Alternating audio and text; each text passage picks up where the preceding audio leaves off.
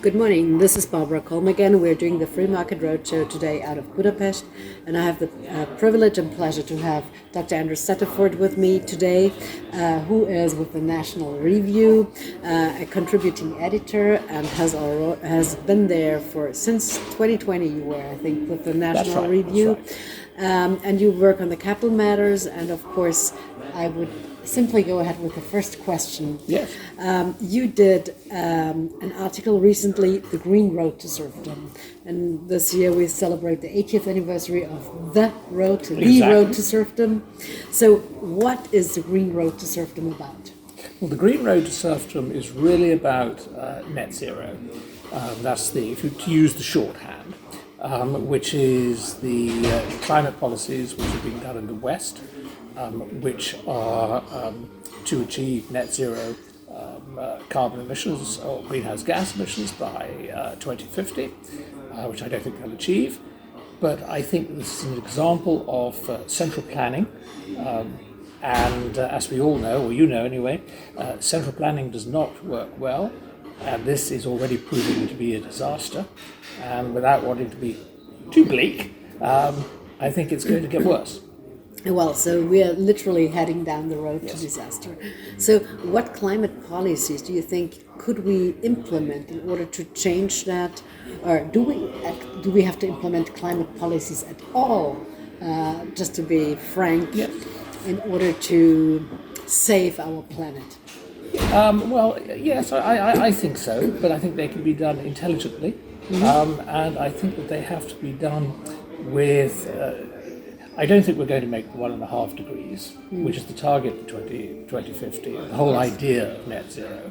I think that various countries, China, Russia, Indonesia, and so on, don't have any interest in India, have any interest in changing their world for this.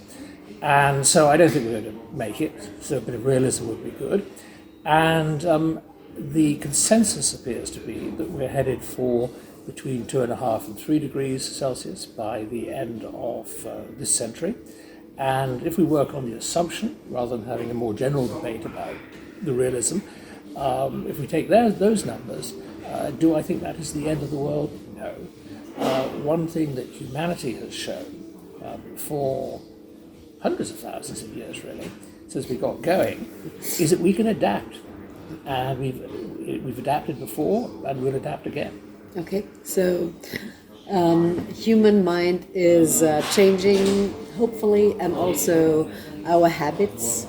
And what economically? I mean, you've seen what it has done. This Green Deal to say the German economic engine that is obviously stuttering these days. Do you see that this was the reason because of the Green Deal, or was it just in addition to the Green Deal and the male or the bad economic decisions that were made by the previous and the current governments? Yeah, I regard, if we talk about Germany, I regard that the stupidity of the Green Deal merely as a continuation of the stupidity of the Energiewende. Excuse my pronunciation of that.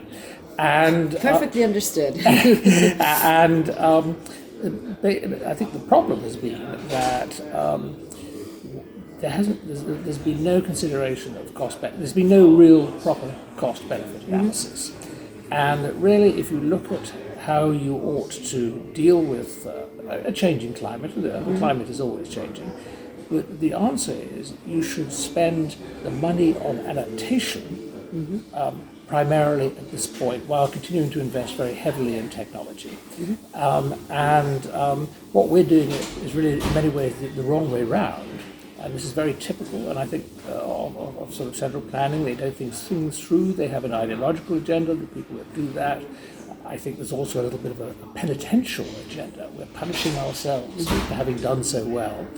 And so rather than doing things such as toughening seawalls, which sounds trivial but it's not, in an American context, doing things to improve the wiring and delivery of electricity and so on and so forth, we are rushing into technologies which are not ready for prime time, and wasting an enormous amount of money. People say, oh, well, you're investing billions and billions. That must be good. Not really, because if you're investing in stuff which is generating a subpar return, you'll be very familiar with Bastiat, Yes. the fallacy of the broken window. And if you smash a window and you pay, he used 6 francs, if I recall, and you pay the glazier 6 francs, well, you say that's great. 6 francs has gone into the money, gone into the economy. But you don't ask, which is true, but you don't ask the question, what else could that 6 francs have been spent on? And that is my real quarrel with the Green New Deal. So we're not creating any added value at all? Minimal. Minimum, okay. At best, you can justify some of it as an insurance policy. And that's fine. But how much do you want to spend on insurance? Yes. Not our entire savings and not our entire wealth and GDP. Exactly. So crucial civil and economic liberties have been kind of destroyed, or actually at least been put away, eroded, because of the mission net zero. And I think that is important. That's a very, very important point, because if you read what Hayek said in The Road, the original map maker of The Road to Serfdom, he said that one of the fallacies is, he said that central planners, and he was thinking not of the Soviet ones, but of the people in the West in the 1940s, said you don't need to worry, because all we're going to do is economic. Yeah. And he said, this is nonsense, and he was right. But if you look at the green policies, because carbon is in everything, you cannot safely ring fence it and say, don't worry, we're only going to do economics. No. If you're a carbon trimmer, you have to trim carbon everywhere, and that doesn't leave. Well, we might not be able to breathe anymore. Well, that's true. That's true. But it means that the amount of interference, bureaucratic interference in what you eat, what you drive, nothing's off limits, basically. Well, and then of course the private choice, private freedom, private liberties are taken away totally. Yes. We have this top-down in persons, politicians, NGOs who tell us what to do. And there's decreasing democratic control over it, and which is also something Hayek, of course, warned about. Yes. But in our, we're now in 2024. We're not in 1944, and so what we've seen is either the vast delegations of authority. We've seen the whole ESG movement, which is a form of corporatism. Yeah. And we see the courts. We've seen now the European Court of Human Rights. Yeah. And all these things seem very conveniently to be taking decision-making away from the voters, which is where I think it belongs. Exactly. This is where we come back to our basic democracies and to our freedom again.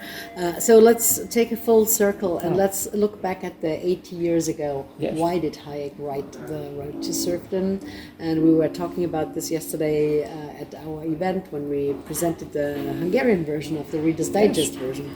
But could you please, being a Brit, fill us in a little bit about the historic background, why it came up, and why he was so opposed to central planning and totalitarian state control?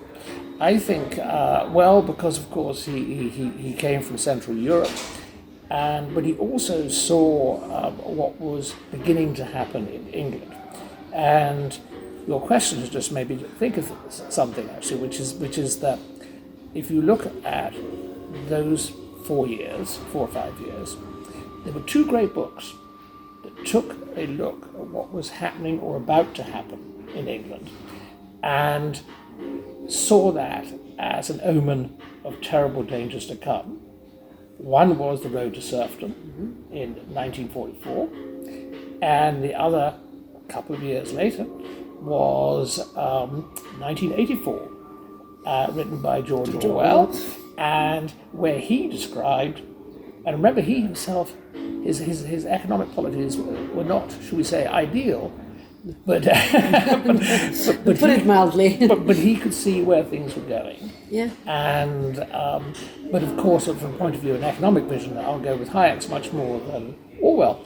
But we've, sorry to interrupt, but we've seen it in the pandemic that Yes. Orwell was totally right. Totally right. And what you saw, and in a sense what you're seeing with the Green New Deal in the pandemic, and I live in New York, and my neighborhood, we have a lot of small, or had a lot of small businesses. A lot of them are no longer runners with us. What the people managing the COVID response, which for the first week or so I quite understood, but not thereafter, was that free markets, or even quasi-free markets, we're talking New York here, it's like a spider's web. Yeah. And if you tear apart the spider's web, you have no idea how it's going to reform. Yeah. So, and this is we have seen, and I mean the consequences thereof with all the pandemic emergency purchasing programs and all the lockdowns and the little businesses went out of business, and you saw the unexpected consequence, which, as we know, as people who know Hayek and so on, you should expect the unexpected, and so we saw working from home. Yeah. And which it threatens devastation, still threatens devastation to one or two American inner cities, including my own. Yeah. And this was a consequence of the COVID lockdown. Yeah.